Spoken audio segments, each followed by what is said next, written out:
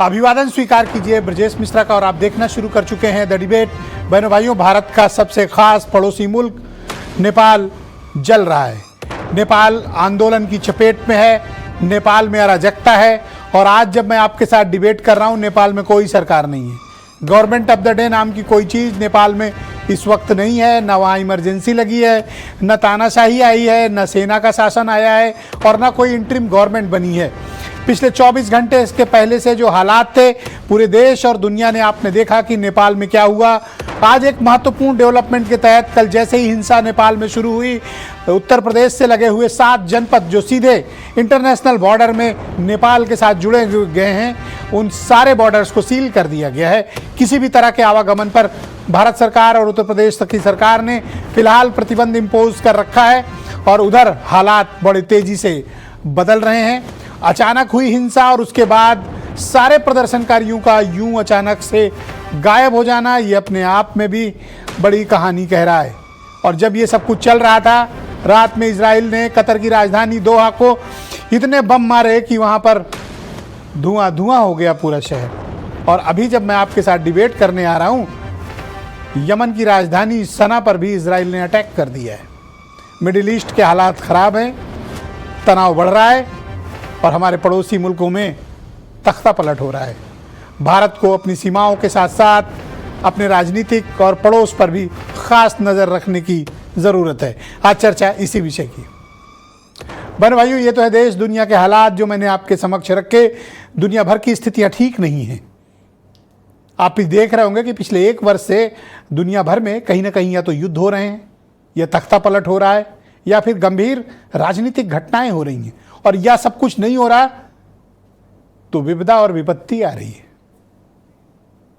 मैं अपने पड़ोसी मुल्क, जिनका भारत के साथ रोटी बेटी का रिश्ता है, भारत के साथ जिनका अध्यात्म का रिश्ता है, भारत के साथ नेपाल का परिवार का रिश्ता है। हर भारतीय के मन में, हर उत्तर प्रदेश के व्यक्ति के मन में एक नेपाल बसता है। उत्तर प्रदेश का कोई ऐसा शहर नहीं होगा जहां नेपालियों की एक मार्केट ना हो या नेपाली रहते ना हो। नेपाली और भारतीय एक संस्कृति का हिस्सा है। 2 अलग मुल्क जरूर हैं, 2 अलग सभ्यताएं जरूर हैं, पर दोनों एक दूसरे में समाहित हैं। यह है नेपाल। मैं अपने प्रदेश उत्तर प्रदेश के बारे में कह सकता हूं कि उत्तर प्रदेश के तकरीबन 15 से 20 जनपद ऐसे हैं बॉर्डर के, जहां पर 7 तो सीधे तौर पर जुड़े हुए हैं और 8 अप्रत्यक्ष रूप से जुड़े हुए हैं। बहनों भाइयों, वहाँ की तो इकोनॉमी ही आपस में एक दूसरे से एक्सचेंज चलती। शादियाँ होती है नेपाल में, वो इधर आते हैं, इधर से उधर जाते हैं। बहुत से लोग गोरखपुर में रहते हैं, सिद्धार्थनगर रहते हैं, महाराजगंज रहते हैं, लेकिन उनके घर नेपाल में भी हैं। ये जो रिश्ता है ये बहुत मजबूत है। लेकिन बहनों भाइयों, जब से राजशाही खत्म हुई, माओवादी लौटे सत्ता में, तब से नेपाल अराजकता की चपेट में रहा है। भारत के दृष्टिकोण में देखें तो पिछले 17 सालों के दौरान की जो सरकारें नहीं हैं, 2-3 सरकारों को छोड़ दें तो अधिकांश में भारत को लेकर वहाँ के लोगों के मन में या राजनीतिक दलों के मन में जो कुछ भी रहा हो, लेकिन भारत और नेपाल के रिश्तों में वो ताजगी और गर्मी नहीं आ पाई और वो ऊंचाई नहीं छू पाया जिसके लिए हम जाने जाते हैं, जिसके लिए एक भारतीय एक नेपाली जाना जाता है। बहनों भाइयों, यहाँ सरकार का कनेक्ट हो ना हो, पीपल टू पीपल कनेक्ट जो भारत के लोगों का है वो असाधारण है। भारतीय और नेपाली, इनका जो पीपल टू पीपल कनेक्ट है, दुनिया के किसी 2 मुल्कों के बीच ऐसा पीपल टू पीपल कनेक्ट आप खोज कर दिखा दीजिए, नहीं मिलेगा।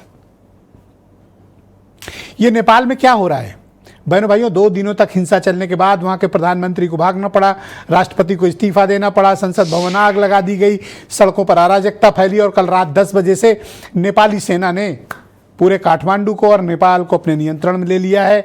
लेकिन अब तक इंटरिम गवर्नमेंट का ऐलान नहीं हुआ कि इंटरिम गवर्नमेंट कैसे बनेगी। तो इस वक्त सत्ता कौन चला रहा है? अप्रत्यक्ष रूप से नेपाली सेना इस वक्त सत्ता को हैंडल कर रही है, लेकिन इमरजेंसी सिचुएशन में। लेकिन इंटरिम गवर्नमेंट अब तक क्यों नहीं बन पा रही, ये गंभीर प्रश्न है। कारण क्या है? भारत का इस पर क्या असर पड़ रहा है? दुनिया के दूसरे मुल्कों में नेपाल की क्या छवि गई? क्या चीन का नज़दीक होना उसे भारी पड़ गया, या अमेरिकी कंपनियों से पंगा लेना उसके लिए खतरनाक और तख्ता पलट की वजह बना? और जो आंदोलन हुआ वो कोई सामान्य कारण नहीं थे, सिर्फ सोशल मीडिया एक वजह नहीं थी। जिस तरह से वहां भाई भतीजावाद, परिवारवाद, भ्रष्टाचार, महंगाई, बेरोजगारी, इंफ्रास्ट्रक्चर का अभाव, निवेश की कमी, उद्योग धंधों का बंद होना, बहनों भाइयों, नेपाल के भ्रष्ट नेताओं ने नेपाल को तबाही के कगार पे खड़ा कर दिया था, जिसके कारण वहां के यंग जनरेशन ने आंदोलन कर दिया। और ये खूनी क्रांति है जिसमें अब तक 30 से ज्यादा लोग मारे जा चुके हैं और नेपाल तख्ता पलट हो चुका है। तो अब नेपाल का भविष्य क्या है? नेपाल किसके हाथ में सुरक्षित है? भारत के हितों को भी हमें ध्यान में रखना पड़ेगा। आज चर्चा की शुरुआत इसी मसले पर करते हैं। आप कुछ बयान सुने। सरकार जो जो हुआ है ना, ये इतना कुछ ये सोशल बैंडिंग के लेके नहीं हुआ है। हम लोगों को चाहिए यूथ लीडर चाहिए। अब हम लोग परिवर्तन खोज रहे हैं। ये बूढ़े लोग है ना, ये बूढ़े लीडर है ना, वो हम लोग अब वक्त हो गया है, अब नहीं चाहिए, हमारा यूथ चाहिए। अब सब जेनजी का मांग है यूथ। बहुत सारा स्टूडेंट लोग मर गया है, इसलिए हमें एक खेती को हमारे देश से निकालना चाहिए और हम जैसा स्टूडेंट को ना ये हमारा देश के लिए आवाज उठाना चाहिए हमको। तो बहनों भाइयों, आज की इस पर चर्चा को आगे बढ़ाएंगे संजय सिंह, भारतीय जनता पार्टी देश की रूलिंग पार्टी के लीडर हैं। विमल सिंह राणा, गोरखा कल्याण समिति के प्रवक्ता हैं, कल भी हमारे साथ जुड़े हुए थे। नवेद शिको, उत्तर प्रदेश के बहुत ही जाने माने पत्रकार, कांग्रेस कमेटी के दिल्ली के प्रवक्ता doctor Ajay Upadhyay, professor doctor Kirori Singh ji हमारे साथ इस कार्यक्रम में मौजूद हैं। इस देश के सबसे विख्यात विदेशी मामलों के जानकार और एक्सपर्ट हैं। और नेपाल की राजधानी काठमांडू से हमको सीनियर जर्नलिस्ट रितेश त्रिपाठी जी भी ज्वाइन कर रहे हैं और वीरेंद्र सिंह जी हमारे स्टेट हेड इस कार्यक्रम का हिस्सा हैं। मैं आप सभी का आभार प्रकट करता हूं और धन्यवाद देता हूं कि आप सब अपना कीमती वक्त निकाल के आज शाम इस चर्चा में शिरकत कर रहे हैं। रितेश त्रिपाठी जी, कार्यक्रम की शुरुआत मैं आपसे करना चाहता हूं। कल रात 10 बजे जैसा कि नेपाली आर्मी के चीफ अशोक राज ने ये बात कही थी कि अब नेपाली सेना ने सड़कों को और बिल्डिंग्स को अपने नियंत्रण में ले लिया है। क्या कोई इंटरिम गवर्नमेंट बनने के संकेत हैं या हालात अभी ताजा सूरत हाल नेपाल के क्या हैं? नेपाल में जैसे कि आपने बताया, थोड़ा अफरा तफरी का माहौल है और एक अनिश्चितता यहाँ पे व्याप्त है। लेकिन सरकार का यदि लीगेसी का बात करें तो हमारे राष्ट्रपति अभी हैं जो सेना के संरक्षण में है, उनमें से भी बुजुर्ग है, इसीलिए उनको संरक्षण जरूरी है। तो नेपाली सेना ने यह काम एक तो बढ़िया किया है कि उनको संरक्षित करके रखा हुआ है। और जो वार्ता सर, लेकिन उन्होंने तो इस्तीफा दे दिया त्रिपाठी जी। क्या तो वो तो इस्तीफा दे चुके हैं ना, तो अब तो वो राष्ट्रपति हैं नहीं, इस्तीफा नहीं दिए हैं। हमारे राष्ट्रपति ने इस्तीफा नहीं दिया है। राष्ट्रपति सम्मानीय क्या कहते हैं रामचंद्र पौडेल जी हैं अभी। तो अभी उनके ही एजेंडा के तहत नया सरकार का विकल्प खोजा जा रहा है। और संविधान जब बना तो उसमें जो परिकल्पना किया गया जिन स्थितियों को, वो यह आज का जो स्थिति है उसमें शामिल नहीं था।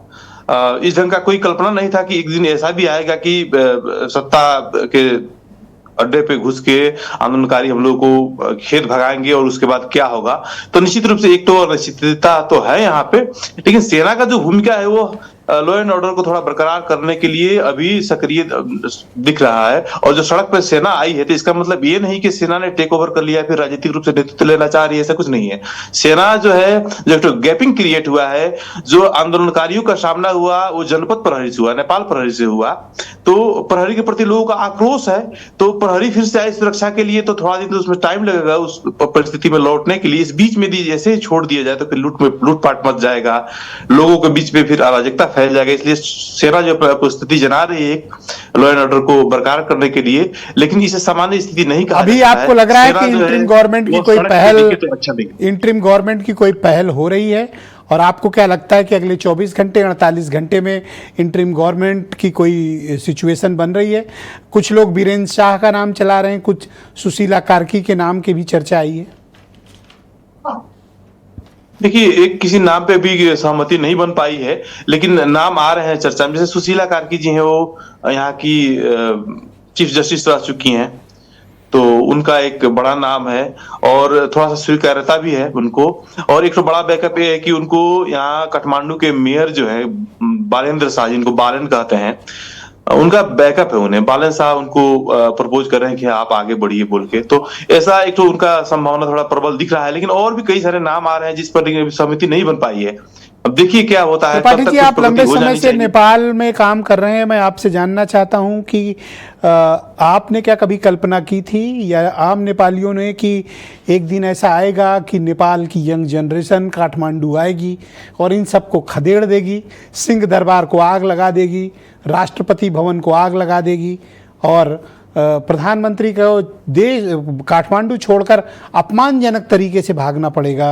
आपको अचरज नहीं हुआ ये सब कुछ देख के?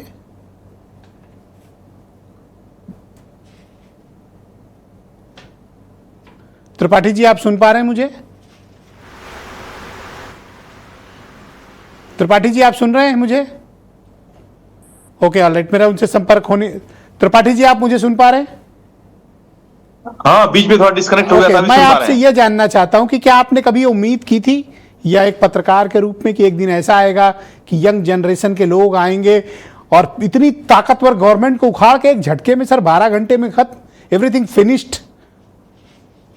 जी नहीं, ऐसा कल्पना नहीं किया गया था कि एक दिन ऐसा आएगा कि सिंह दरबार जल कर राख हो जाएगा। वहां का सारा इंफ्रास्ट्रक्चर, सिंह दरबार से प्रधानमंत्री के कार्यालय चलता है और सारा मेजर जो मंत्रालय है उसके अंदर है, एक ही परिसर के अंदर, उसको सिंह दरबार कहते हैं। यहाँ का पावर सेंटर है नेपाल का, वह जल गया, रात भर धू धू करके जलता रहा। राष्ट्रपति भवन जलता रहा, यहाँ का सुप्रीम कोर्ट जलता रहा, संसद भवन। अवस्था खराब है। लेकिन ये तो था कि कुछ ना कुछ ये लोग गड़बड़ करेंगे। जिस ढंग से ये लोग हैंडल कर रहे थे पॉलिटिकल चीजों को, तो ऐसे लग रहा था कि ये लोग एक दिन ले जाकर एक्सीडेंट कराएंगे, क्योंकि जब ड्राइवर ठीक ना हो तो गाड़ी एक्सीडेंट होना पहले से सर, लगता है कि सत्ता हाँ, का लेकिन ऐसा होगा अहंकार इतना, था या असेसमेंट की गलती या परसों हुई फायरिंग जिसमें 20 छात्र मारे गए थे? फायरिंग तो वही गलती का ही एक तो श्रृंखला है, एक तो अहंकार है। खास करके जो केपी शर्मा ओली है, यहाँ पे नेकपा माले का अध्यक्ष भी हैं, वो कई बार प्रधानमंत्री रह चुके हैं। उनके अंदर एक तो अहंकार शुरू से ही दिखता है और वो क्या कहते हैं कि बहुत सारी चीज को तौहीन करके बात करना, लोगों को छोटा दिखा के बात करना और मुद्दों में थोड़ा सा क्लैरिटी नहीं लाना, अपना किसी बात को लेकर अड़ जाना, और एक तो परिपक्वता उनमें नहीं है और बहुत बड़बोले आदमी है वो। तो उनका बड़बोलापन, उनका एक तो अहंकार जो है शुरू से रहा है, वही अहंकार ले डुबा इस व्यवस्था को। एक जब गलत आदमी व्यवस्था के सर्वोच्च पद पे पहुंचता है, ऊंचे पद पे पहुंचता है, तो उसके वजह से कैसे दुर्घटना में पहुंचती है देश, एक बहुत बड़ा उदाहरण उन्होंने क्या नेपाल के इसे राजनीतिक सीखनी चाहिए। दलों ने, वहां के नेताओं ने कल की हुई घटना से कोई सबक लिया कि अगर जनता के साथ कुछ खराब करोगे तो स्थिति इससे बदतर भी हो सकती है? इतने से ज्यादा अपमान उन्होंने यह नहीं कहा है कि हमने सबक लिया है, लेकिन सबक तो बहुत बड़ा उनको मिला है ना, क्योंकि जनता के साथ आप खिलवाड़ करोगी तो जनता आपके साथ खिलवाड़ करेगी। एक तो यह पैटर्न बना यहाँ पे। और अब गड़बड़ बात यह है कि एक तो यह आशा था कि नई जनरेशन आएगी और देश को अच्छी ढंग से आगे बढ़ाएगी। अब जो सरकार बनने जा रहा है, नए जनरेशन को साथ में लेके, विश्वास में लेकर, यह भी फेल हुआ तो फिर क्या आशा करेंगे? एक तो बड़ा दुर्घटना। सर, बांग्लादेश आपके सामने उदाहरण है, वहां के भी स्टूडेंट यूनियन ने क्रांति कर दी, शेख हसीना को भागना पड़ा। आज मोहम्मद यूनुस जैसे लोग सरकार चला रहे हैं, इंटरिम गवर्नमेंट के नाम पर चुनाव नहीं हो रहा है। सर, कुछ इंटरनेशनल मीडिया आउटलेट्स, मैं किसी खास को मेंशन नहीं करना चाहता, कुछ लोग नेपाल की इस क्रांति के पीछे कॉन्स्पिरेसी थ्योरी को भी तलाश रहे हैं।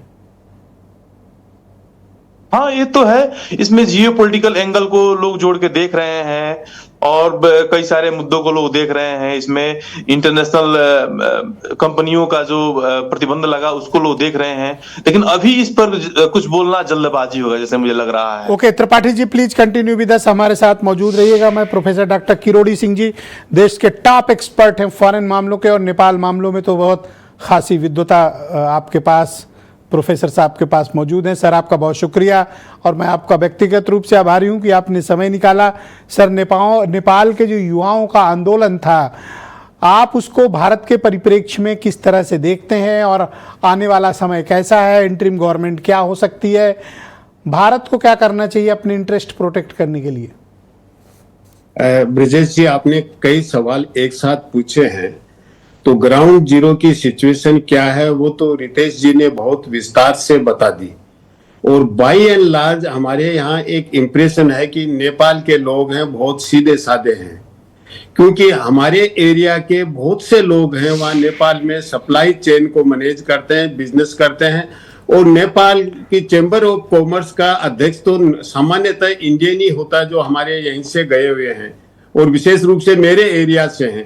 तो मैंने कई बार उनसे पूछा, भाई नेपाल में आप दूसरे देश में जाके चैम्बर ऑफ कॉमर्स के अध्यक्ष बन गए, कैसा लगता है आपको? तो उन्होंने कहा बहुत सीधे साधे लोग हैं, अगर उनके साथ आप ईमानदारी से पेश आओगे तो कोई दिक्कत नहीं है। तो ये तो नेपाल के एक बारे में एक सामान्य ऑब्जर्वेशन मैं आपको दे रहा हूँ। अब जो स्थिति बनी, क्या ये ओवरनाइट बनी है? क्या ऐसा था कि वो बच्चे सो के उठे सुबह और हम आंदोलन करेंगे? ऐसा नहीं है, एक प्रक्रिया का पार्ट है। और उस प्रक्रिया में जब बैन लगाया सोशल मीडिया प्लेटफॉर्म पे, उसने ट्रिगर कर दिया, आग में घी का काम कर दिया, चिंगारी डाल दी, बस इतना सा किया है। अब कॉन्स्पिरेसी थ्योरी जिसकी आपने बात की, निश्चित रूप से कंपनियों का इंटरेस्ट तो है। अगर 4 सितंबर की आप ट्रंप की मीटिंग देखें, अमेरिकन जो कॉर्पोरेट सेक्टर वाले हैं, गूगल और ये सब, मेटा और ये सब थे वहां पे, और ट्रंप ने यूरोप को जिस तरह से धमकाया कि आपने एप्पल और गूगल पे बिलियंस ऑफ यूरो का पेनल्टी लगाया, अगर ऐसी पेनल्टी लगाओगे तो मैं आपके ऊपर सेक्शन 301 जो अमेरिका के एक फॉरेन ट्रेड एक्ट है वो लागू करूंगा, इसका मतलब वो बदला लूंगा। तो कंपनीज का इंटरेस्ट है और दूसरे देशों की गवर्नमेंट उसको प्रमोट भी करती हैं। तो ये तो अब नेपाल के केस में अभी नहीं हुआ होगा, मुझे नहीं लगता इस तरह का हुआ है, लेकिन अब हालात बना, उसको हमें एक तो जैन जी का नेचर समझना चाहिए। जैन जी हमारे से कहीं ज्यादा आर्टिकुलेटेड है, हमारे से कहीं ज्यादा वेल कनेक्टेड है, नेटवर्किंग उनका बहुत है। जो नेपाली डायस्पोरा है उससे वो वेल कनेक्टेड हैं। तो नेपाल के अंदर क्या होता है, वो डायस्पोरा को कम्युनिकेट करते हैं और डायस्पोरा उनको कहीं न कहीं गाइड करता है, बताता है भाई दूसरे देशों में ये हो रहा है, आपके यहाँ इस तरह का भ्रष्टाचार फैल रहा है। और इसीलिए उन्होंने नेपो किड एक ट्रेंड चलाया है, जो टैग लगाया है। तो मैं ये कहना चाहूंगा, नेपाल में केवल नेपोटिज्म ही नहीं, पैट्रिमोनियलिज्म हो गया। और जो नेता लोग थे, पॉलिटिकल पार्टीज थी या जो सत्ता में थे, वो अपने लोगों को भी प्रमोट करने लगे, केवल परिवार वालों को नहीं। नेपोटिज्म तो परिवार तक है, लेकिन अगर कोई क्रिमिनल भी उनका आदमी है तो उसको प्रोटेक्ट करने लगे। बहुत सीरियस इशू को आपने थोड़ा सा छू के आप उससे आगे बढ़ गए, मैं वापस आपको वहां लाना चाहता हूं। क्या ये अमेरिकन इंटरनेट कंपनियां इतनी ताकतवर हो गई हैं कि ये दुनिया के दूसरे मुल्कों की सरकारों को और सोशल फैब्रिक को, गवर्नमेंट फैब्रिक को, इको जो हमारा सोशल इको फैब्रिक है, क्या इसको उलटने की स्थिति में आ गई हैं? बिल्कुल। देखिए ब्रिजेश जी, उनका अगर आप बजट देखें तो बहुत से देशों से, यूं कहूं कि दुनिया के कई कंपनियों का तो दुनिया के 50-60 देशों से भी ऊपर है उनका। तो इतनी बड़ी कंपनियां हैं, इतना नेटवर्क है, इतना प्रभाव है अलग अलग देशों में है, तो डेफिनेटली वो अपने इंटरेस्ट के लिए काम तो करेंगे। लेकिन वो हम इतने वल्नरेबल क्यों हो जाएं कि उनका प्रभाव हमारे पे पड़े?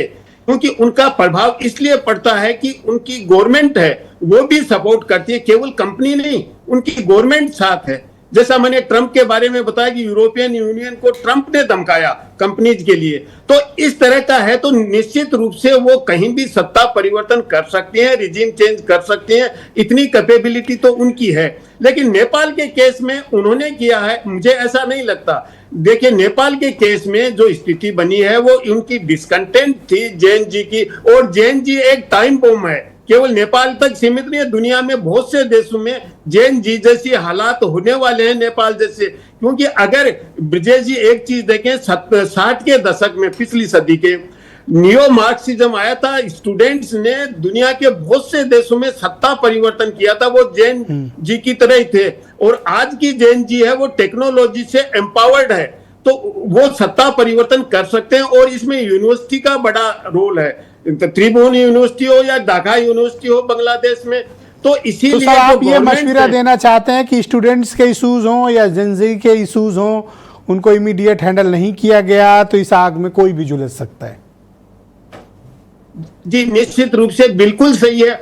नेता कौन होता है ब्रजेश जी? नेता वो होता है कि आगे के सिचुएशन को एंटिसिपेट कर ले कि हफ्ते भर बाद क्या होगा, 6 महीने बाद क्या होगा, साल भर बाद क्या होगा, उसके करेक्टिव मेजर्स ले ले, प्रिवेंटिव मेजर्स ले ले। लेकिन नेपाल की लीडरशिप तो एंटिसिपेट ही नहीं कर पाई कि क्या हो रहा है, क्या होने वाला है। तो ये तो लीडरशिप का क्लियर कट इनकम्पिटेंस है। और लीडरशिप मुझे लगता है भ्रष्टाचार और भाई भतीजावाद में इतनी उलझ गई थी, क्योंकि जिस जनता को शुरू में गवर्नमेंट आई थी, रिपब्लिक बना था नेपाल, तब इतनी होप और एक्सपेक्टेशन दी थी कि नेपाल में पूरा हम न्यायपूर्ण समाज ला देंगे, नेपाल प्रगति करेगा, बहुत ही विकसित देश बना देंगे। सबको निराश कर दिया इसने लीडर डेमोक्रेटिक सिस्टम आने के बाद में, रिपब्लिक बनने के बाद में।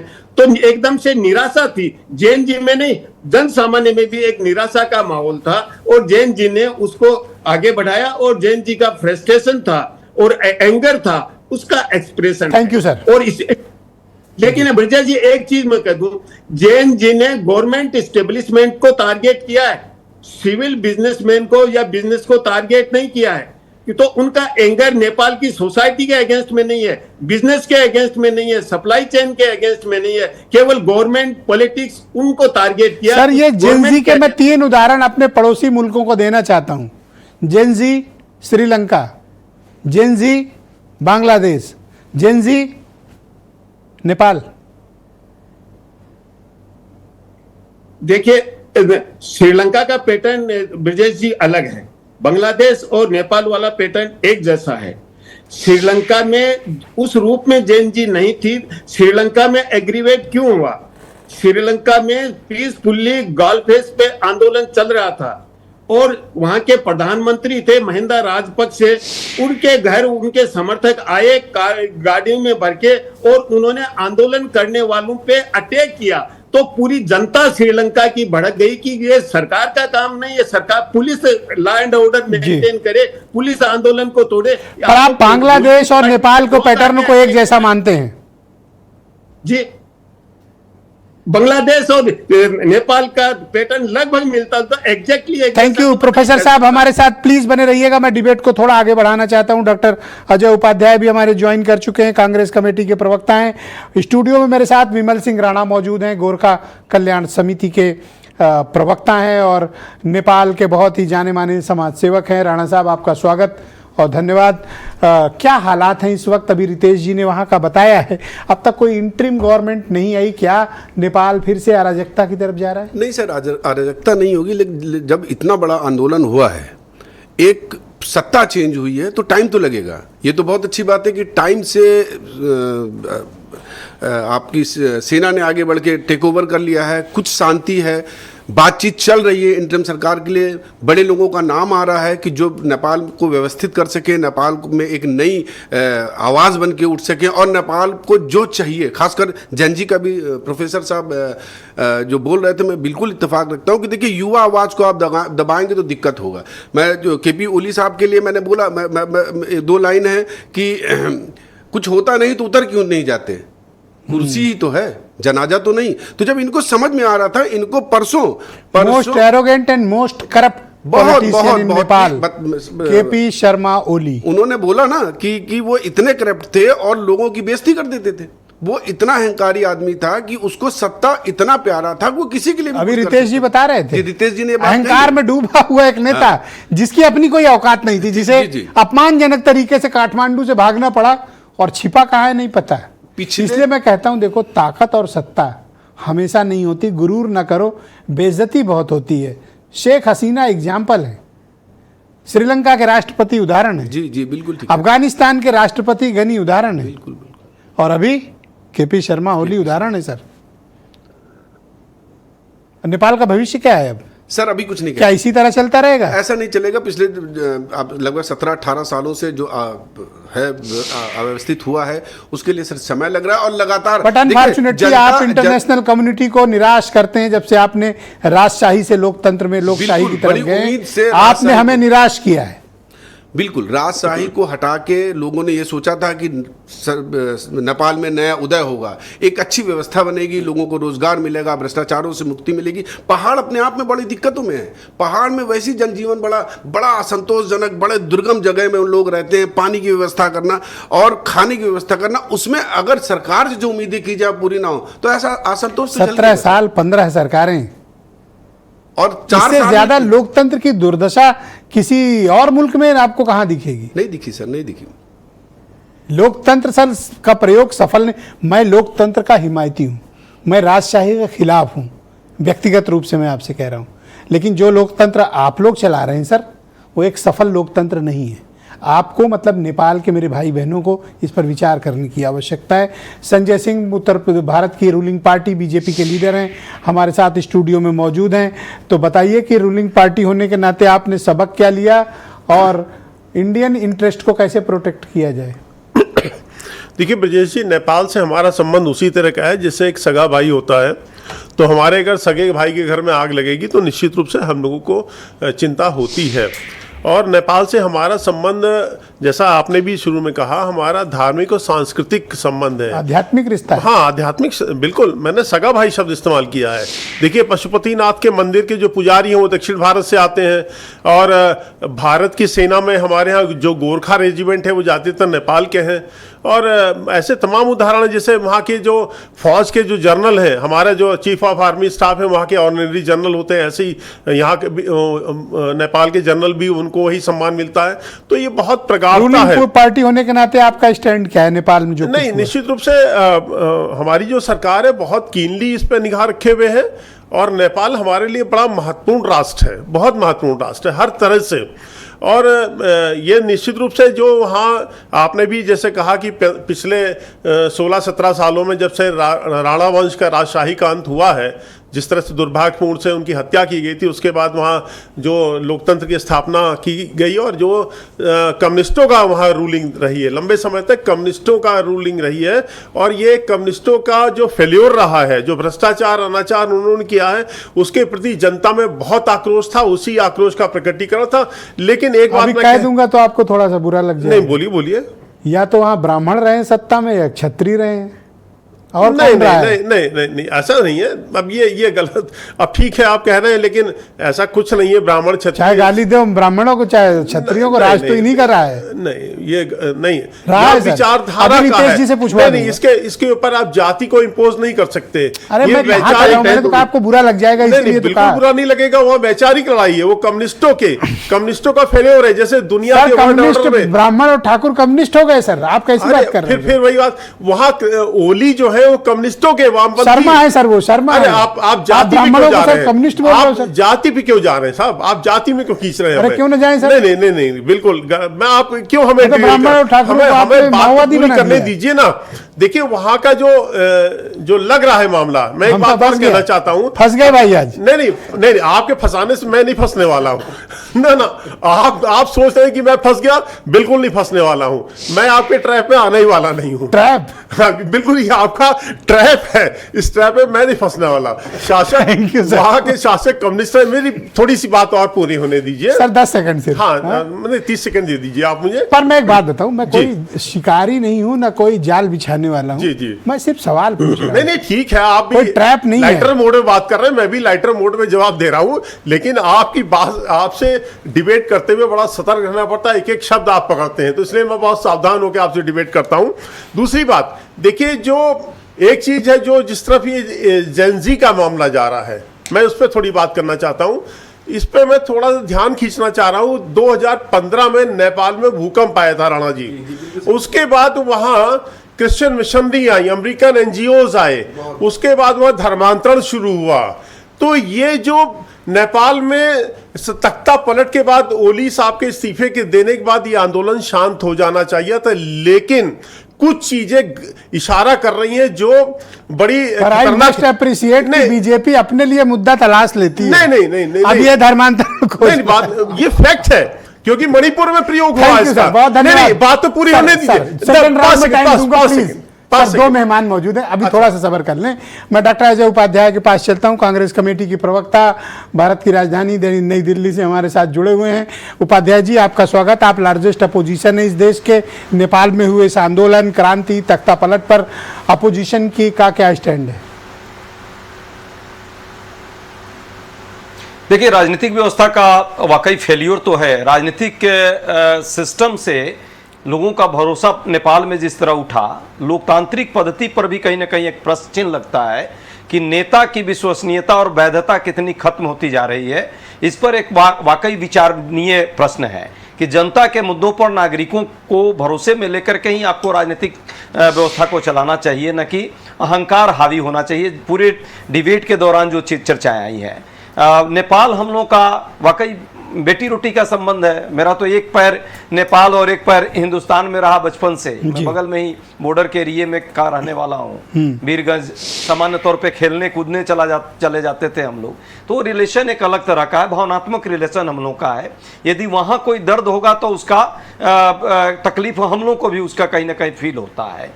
नेपाल इसके अलावा कूटनीतिक दृष्टिकोण से भी हमारे लिए कितना उपयोगी है कहने की जरूरत नहीं है। वो भी आज के परिप्रेक्ष्य में, जब चाइना से हमें बार बार किसी न किसी रूप में रणनीतिक तौर पे हमें अंदाज अंतर्राष्ट्रीय स्तर पर देखना पड़ता है। जब भी मौका आया है, नेपाल और भूटान भारत को अंतर्राष्ट्रीय स्तर पर सहयोग करने की बात अनकंडीशनल किया है। और एक पड़ोसी के सिर्फ नाते नहीं, एक छोटे भाई, हालांकि ये शब्द अब नहीं कहा जाता, पर सच्चाई यह है कि वो भाई के नाते वो हम लोग के साथ। इसको मैं आपको एक शब्द दे देता हूं, पीपल टू पीपल कनेक्ट। अराजक की स्थिति जो पैदा हुई है, ये लोकतांत्रिक पद्धति के लिए ठीक नहीं है। बुद्ध की धरती है, मां जानकी की धरती है, लुम्बिनी बुद्ध का हो रहा है, बुद्धम शरणम गच्छामि, वहां शांति हो। और जो नौजवान अपनी आवाज को उठा रहे थे, परिस्थिति जो बनी वो परिस्थिति सबने देखी, कैसे वो पहले शांतिपूर्ण आंदोलन कर रहे थे। राजनीतिक दलों को, सत्ताधारी दल को समझ नहीं आई, कैसे गोलियां चली, आज किस तरह आगजनी हुई, ये सारी घटनाएं दुर्भाग्यपूर्ण है। मैं नावेद शिकोह जी को आमंत्रित करता हूं। नावेद जी, आज मैंने डीजीपी का स्टेटमेंट सुना कि उत्तर प्रदेश में जो इंटरनेशनल बॉर्डर है, जिनमें 7 जिले उत्तर प्रदेश के नेपाल बॉर्डर से मिलते हैं, क्या ये सब सील कर दिया गया? किसी भी तरह का आवागमन उत्तर प्रदेश से लगे हुए इंटरनेशनल बॉर्डर से नहीं हो रहा है? बिल्कुल, ये बहुत ही खतरनाक माहौल है हमारे लिए और हमें अपनी उन सरहदों पे निगरानी करनी होगी। बात सिर्फ यही नहीं है, और जो बात कही जा रही है कि हमें तकलीफ हो रही है, हमारे पड़ोसी हैं, हमारे भाई हैं, हमारा रिश्ता है उनसे, बात नहीं है। हमारे पूरे देश के लिए ये एक बहुत बड़ा संकेत है, बहुत बड़ा भय है, और हमें बहुत ही समझदारी के साथ काम करना पड़ेगा। ये आप इस बात को शायद कम लोग महसूस कर रहे हैं कि जो हालात वहां बने हैं, ये एक तरीके से एक दुश्मन का अल्टीमेटम भी है। मैं साफ तौर से कहना चाह रहा हूं, पहले तो इस बात को क्लियर करें, ये आंदोलन नहीं है। देखिए, आंदोलन एक सेकंड, आपने दुश्मन का अल्टीमेटम, जाहिर सी बात है। हम खुल के कहेंगे ट्रंप की जो हरकतें सामने आई हैं, जो बयान आए हैं, जो उनकी रणनीति सामने आई है, जिस तरीके से दुनिया में उथल पुथल मची हुई है, तो खुल के कहा जा सकता है कि नॉट आवर एनिमी। ट्रंप हमारे दुश्मन नहीं है सर। बिल्कुल दुश्मन नहीं है, लेकिन उनका जो ऑपरेशन सिंदूर के आसपास के बयान उनके आए हैं, जो टैरिफ का मामला रहा, जिन्होंने हमारी आर्थिक स्थिति को कमजोर करने के लिए, हमारी व्यापारिक ताकत को कमजोर करने की कोशिश की है, जो पाकिस्तान जैसे आतंकी देश को अपना देश और महान दोस्त देश कहता है, अपना और महान देश कहता है, उसको हम अपना दोस्त नहीं मानेंगे। चलिए ठीक है, हम मान लेते हैं, हम उनको दुश्मन नहीं मानते हैं, लेकिन उनके बयान और उनका जो हालात पूरी दुनिया, मैं एक बात कह दूं कि पूरी दुनिया में जो हालात बने, आपने इस बात के संकेत दिए अपने इंट्रो में, ये बात बिल्कुल सही है। कई देशों में उथल पुथल और इस तरह के विद्रोह जो हुए हैं, उसमें अमेरिका का हाथ है। और इस मैं कल का उदाहरण दूं, कल ये कतर अमेरिका का बहुत बड़ा दोस्त बनता है ना। जी बिल्कुल। पश्चिम एशिया का सबसे बड़ा मिलिट्री बेस दोहा में है। बिल्कुल। अमेरिका के कहने पर हर काम कतर करता है मिडिल ईस्ट में, हर तरह का निगोशिएशन करता है, चाहे तालिबान हो, चाहे हमास हो, ISIS हो, कोई भी रहा हो।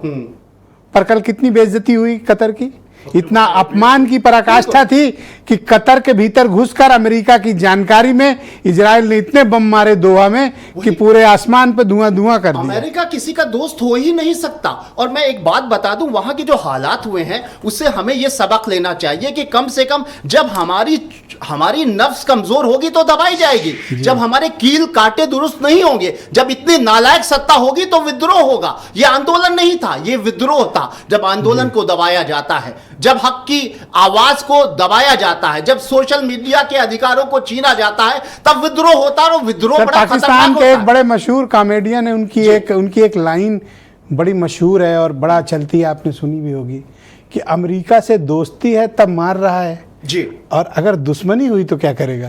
नहीं, दुश्मनी हो तो खुल ये के तो कम से कम कतर और सामने यमन और मिडिल ईस्ट वाले को जाने। वीरेन जी भी आ गए हमारे साथ इस चर्चा में। वीरेन जी, स्वागत आपका। नेपाल के युवाओं ने ये इस तरह के आंदोलन की राह क्यों चुनी? उत्तर प्रदेश के इंटरनेशनल बॉर्डर्स के क्या हालात हैं? क्या स्थिति सामान्य है? और आने वाले वक्त में क्या कोई इंटरिम गवर्नमेंट बनने की गुंजाइश आप वहाँ देख रहे हैं? ब्रजेश जी, देखिए, जिस तरह की क्रांति नेपाल में हुई है ऐसी ना श्रीलंका में हुई ना बांग्लादेश में हुई, क्योंकि संसद जल गई, सुप्रीम कोर्ट जला दिया गया, राष्ट्रपति प्रधानमंत्री इनके घर जला दिए गए। ये तख्ता पलट बहुत बड़ा आक्रोश था। इतना उपद्रव और किसी देश में नहीं हुआ। तख्ता पलट वहाँ भी हुए, लेकिन इतनी आगजनी नहीं हुई। जेलें तोड़ दी गई, कैदियों को छोड़ा दिया गया और लोग पूरी तरह से स्वतंत्र हो गए। सरकार नाम की चीज समाप्त हो गई जी। तो इस आक्रोश को आप ये मानिए कि संपूर्ण नेता बिरादरी के खिलाफ ये आक्रोश था जनता का। इसमें किसी एक पार्टी या एक नेता का नहीं था। ये बहुत सही बात आपने कही जी, कि सारे नेताओं के खिलाफ ये आंदोलन था। मैं आपकी इस बात से सहमत हूँ। और एक चीज ये है कि पूरी दुनिया को इस बात को समझना होगा कि अगर उसके द्वारा, शासकों के द्वारा एक गलती की गई तो फिर पूरी दुनिया में बारूद के ढेर पर बैठी हुई नजर आएगी। आज फ्रांस में भी 2 लाख लोगों ने सड़कों पर उतरकर प्रदर्शन किया है। ये कोई मामूली बात नहीं है, क्योंकि 2 साल में 5 बार प्रधानमंत्री बदले गए हैं। नेताओं के भ्रष्टाचार से जनता आजिज है, उनके परिवारवाद से लोग परेशान हैं। जनता के टैक्स पर मंत्रियों और नेताओं, सरकारों, अफसरों के बच्चे ऐसो आराम करें, मौज करेंगे, सोशल मीडिया पर तस्वीरें डालेंगे, विदेशों में पढ़ेंगे, मौज मस्ती करेंगे। इससे जनता में आक्रोश पैदा होता है और वही आक्रोश नेपाल में देखा जा रहा है। आज जेन जेड के बारे में लोगों ने जाना। जेन जेड के बारे में लोग जानते ही नहीं थे जेन जेड है क्या। जो जनसांख्यिकी के जानकार हैं उन्होंने कहा कि पहले मिलेनियम था, अब जेन जेड आया, उसके बाद अब जो पीढ़ी चल रही है वो अल्फा चल रही है, यानी कि जनरेशन अल्फा। और जनरेशन जेड वो पीढ़ी है जो 2012 से अब 1997 से लेकर 2012 के बीच में पैदा हुई है, जिसकी औसत उम्र 28 से 40 साल के बीच हो। ये एक जेन जेड का एक नई एक परिभाषा है। ब्रजेश जी, गोली चलाकर दमनकारी व्यवस्था से आप जन आक्रोश को नहीं दबा सकते जब आप लोकतंत्र में हैं। ये कोई तानाशाही नहीं है और बार बार सत्ता परिवर्तन होगा, भ्रष्टाचार होगा, अस्थिरता बढ़ेगी और जनता का गुस्सा नहीं होगा। ऐसा कैसे संभव हो सकता है? एक नारा चला है नेपाल में कि हमारा टैक्स तुम्हारी रईसी नहीं चलेगी, और ये एक डिजिटल क्रांति है, डिजिटल विद्रोह है, जिसको नेपाल में देखा जा सकता है। लोकतंत्र में जब कहते हैं कि जनता मालिक है और सरकार सेवक है, और जब सरकार मालिक बनने लगे और जनता को नौकर समझने लगे, तो फिर लोकतंत्र कहाँ रह जाता है वहाँ। तब ये सब घटनाएं होती हैं और होंगी। दुनिया के हुक्मरानों को नेपाल ने एक संदेश दिया है कि जनभावनाओं का सम्मान करना सीखिए। तुम्हारी सनक, तुम्हारा नीति, तुम्हारे निर्णय, तुम्हारा परिवारवाद, तुम्हारे भ्रष्टाचार, तुम्हारे अफसरों के नकारेपन, इस पर लोगों में नाराजगी होती है। और अब वो जमाना नहीं रहा कि किसी चीज को आप छुपा लेंगे। तो ये बहुत वीरेन साफ जी। है कि आने वाली पीढ़ियां अब इस चीज को बर्दाश्त नहीं करेंगी कि इस दुनिया में करप्शन भी हो, नेता और ईमानदारी पर भाषण भी दें। ये नहीं चलेगा। जी कंक्लूड करें नेपाल- वीरेन जी, थोड़ा वक्त कम है जी। ब्रजेश जी, कानून सबके लिए बराबर है, लेकिन नेता सत्ता की आड़ में उसका दुरुपयोग करे ठीक नहीं है। आज चिड़िया चुग गई है खेत, नेपाल जल चुका है। हमारे यहाँ कहा जाता है कि खा के सो जाओ और मार के भाग जाओ। और नेपाल में जनता ने प्रधानमंत्री और मंत्रियों को भी मौका नहीं दिया खा के सो जाए और मार के भाग सकें। उनको पीटा उल्टे रोक रोक के। तो ये नेताओं को कभी नहीं भूलना चाहिए कि जनता ने उन्हें बनाया है, वो उन्हें गिरा भी सकती है। और पेड़ कभी ये ना सोचे कि बहुत मजबूत है, एक आंधी आएगी उसको उड़ा ले जाएगी। आज वैसे एक बात बहुत महत्वपूर्ण कही, नवेद सिको जी बैठे हैं, इन्होंने सोशल मीडिया पे लिखा है कि अगर घर के मुखिया ये फरमान जारी कर दे कि घर के सभी सदस्यों का इंटरनेट आज से बंद है, तो शायद घर कुछ दिन में नेपाल बन जाएगा। तो ये सब ऐसा शक्ति लिखा है। अब अपने घर में भी आप नहीं कर सकते। आपने एक्सपेरिमेंट किया बिल्कुल अपने घर पे? अरे मारकाट हो जाती है भाई। आप 2 घंटे के लिए कोई भी फोन बंद करवा लो। ऐसा क्यों किया आपने? अपने घर पे तो ये नहीं करना चाहिए। मैंने कल से इस बारे में बोला था ना कि आपने बोला भी थी कि आटा चाहिए कि डाटा चाहिए, तो आटा चाहिए, लेकिन डाटा भी आजकल बहुत चाहिए। बिना डाटा के मतलब आटा मिले न मिले डेटा चाहिए। हाँ, एक गजब टाइम है। आटा मिले ना मैं मिले। तो कहता हूँ उपवास हो, एक दिन सप्ताह में उपवास करके देख लीजिए। बिना ओके, मोबाइल वीरेन के जी जी नहीं प्लीज सकते। कंक्लूड जी नहीं करें जी।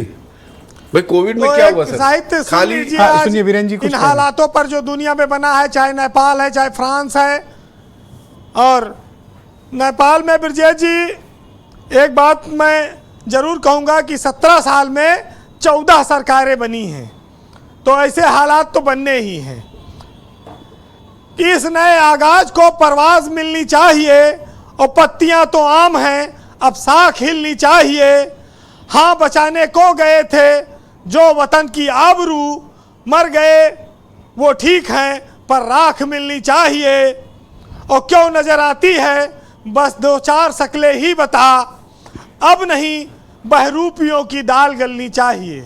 बहुत शुक्रिया वीरेन जी, आपका बहुत बहुत धन्यवाद। ग्राउंड जीरो से अपना फीडबैक, ओपिनियन, ऑब्जर्वेशन, पॉलिटिकल जानकारियां हम तक पहुंचाने के लिए। बहनों भाइयों, वक्त कम है, हम तत्काल दूसरा राउंड इस परिचर्चा का शुरू करते हैं।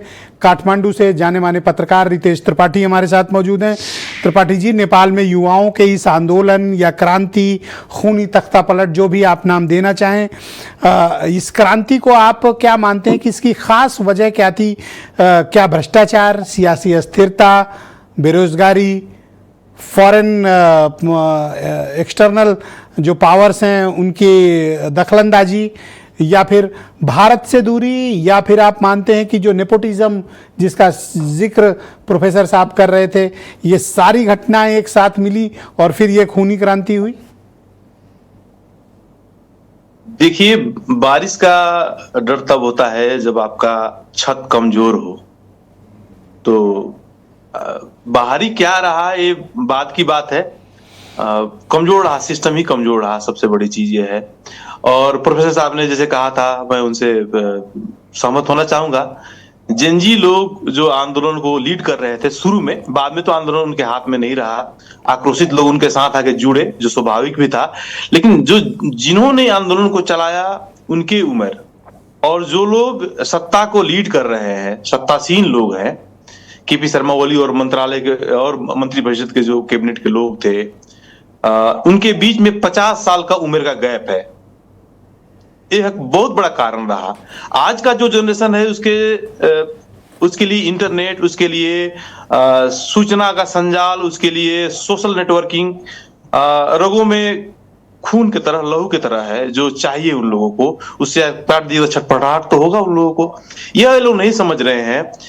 अब पुराने जमाने के, जब टेलीफोन भी नहीं हुआ करता था, तब के राजनीतिक लोग हैं, और आज के जो है AI के जमाने वाले लोगों से उनका सामना पड़ा। और वेरी उनका इंपॉर्टेंट भावना को ऑब्जर्वेशन, समझ आई नहीं पाए। अप्रिशिएट रितेश जी, आपने एक बहुत इंपॉर्टेंट बात कही कि नेपाल की सत्ता उन लोगों के हाथ में थी जो ओल्ड स्कूल थॉट्स के लोग थे, जिन्हें सिचुएशन हैंडल करने के बजाय नई जनरेशन के साथ तालमेल बिठाना और वक्त की नज़ाकत और नई पीढ़ी की ज़रूरत का एहसास नहीं था।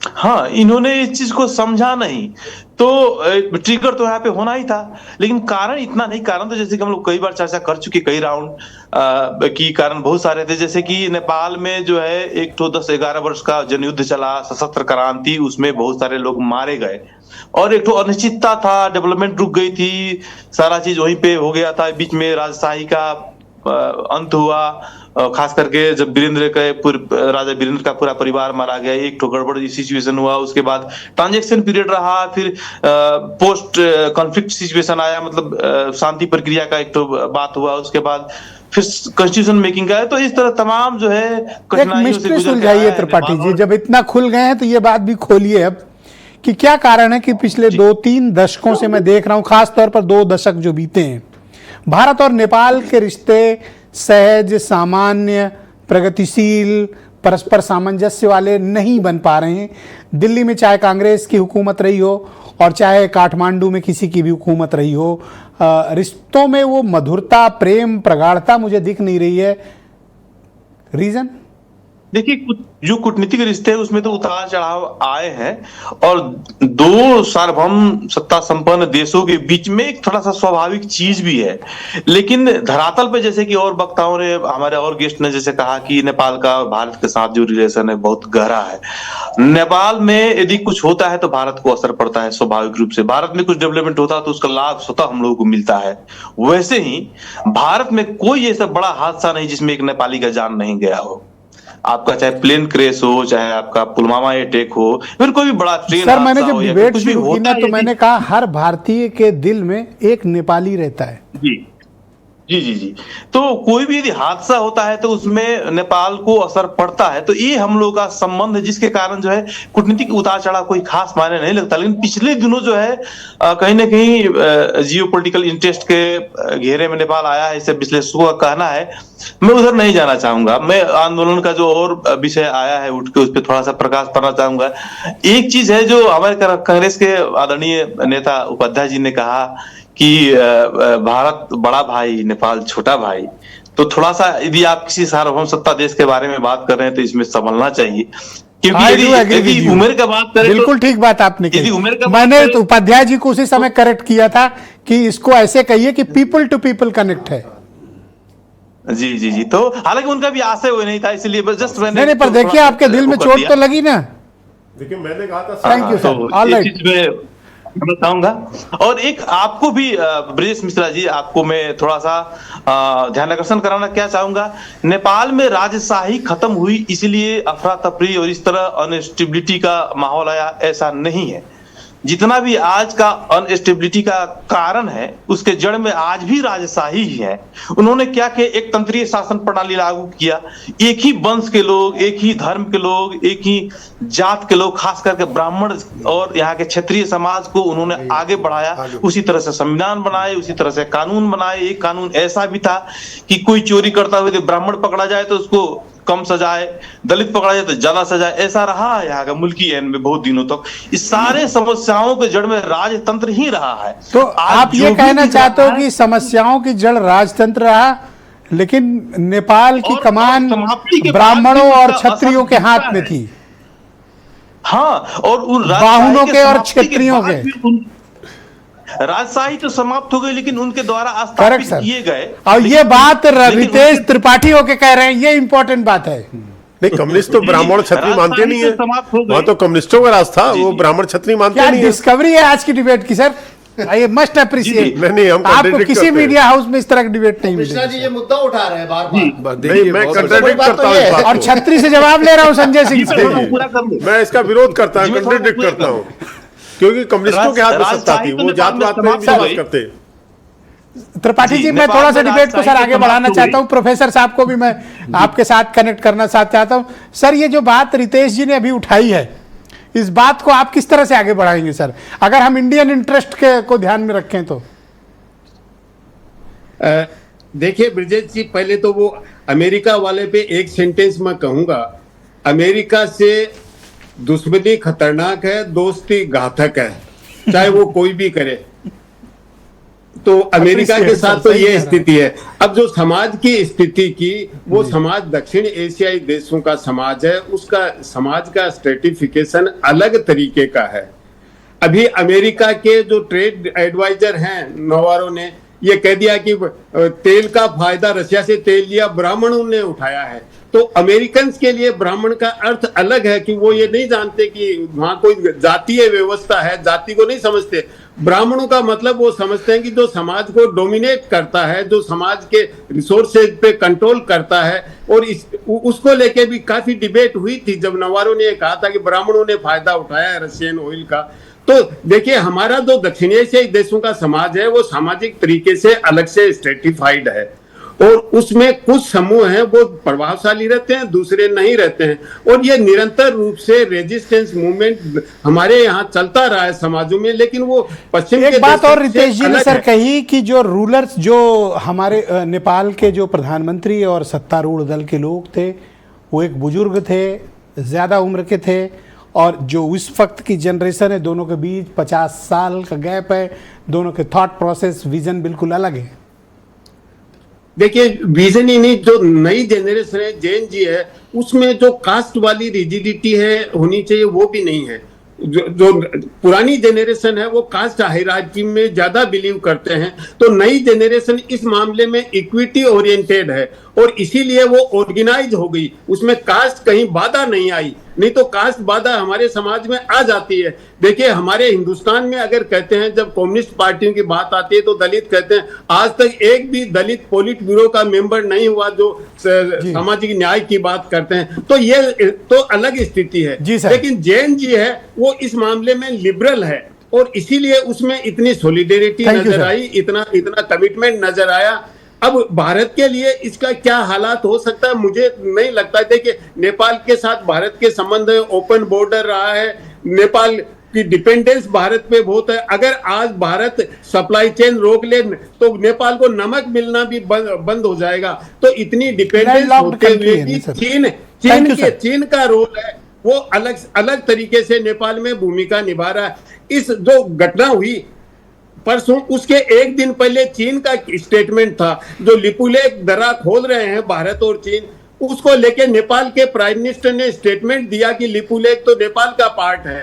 तो चीन ने बहुत ही सोच समझ के चतुराई से बात कही। चीन ने कहा कि नेपाल के स्टैंड का हम समर्थन करते हैं, लेकिन भारत के साथ लिपुलेख से व्यापार करेंगे। अगर नेपाल भारत के बीच में कोई मुद्दा है तो बहुत धन्यवाद sir, thank you sir. Complicated statement दिया उन्होंने। थैंक यू सर, बहुत शुक्रिया। मैं आप सभी का भी बहुत आभार प्रकट करता हूं। थोड़ा वक्त का अभाव है तो मुझे डिबेट को यहीं पे रोकना पड़ेगा। अजय उपाध्याय जी, फिर किसी दिन मुआवजे के तौर पे मैं आप सबको अतिरिक्त समय ले लीजिएगा। बहन भाइयों, आप सभी का स्वागत और धन्यवाद। राहुल गांधी आज रायबरेली थे। सड़कों पर भारतीय जनता पार्टी के लीडर और उत्तर प्रदेश की सरकार के मंत्री अपनी ही पुलिस से नाराज हैं, धरने पर बैठ गए। राहुल गांधी का काफिला रोकने की कोशिश की, लेकिन प्रशासन और पुलिस ने मंत्री जी की एक नहीं चलने दी। जीनत सिद्दीकी थोड़ी देर में पूरी रिपोर्ट के साथ पेश हो रही है।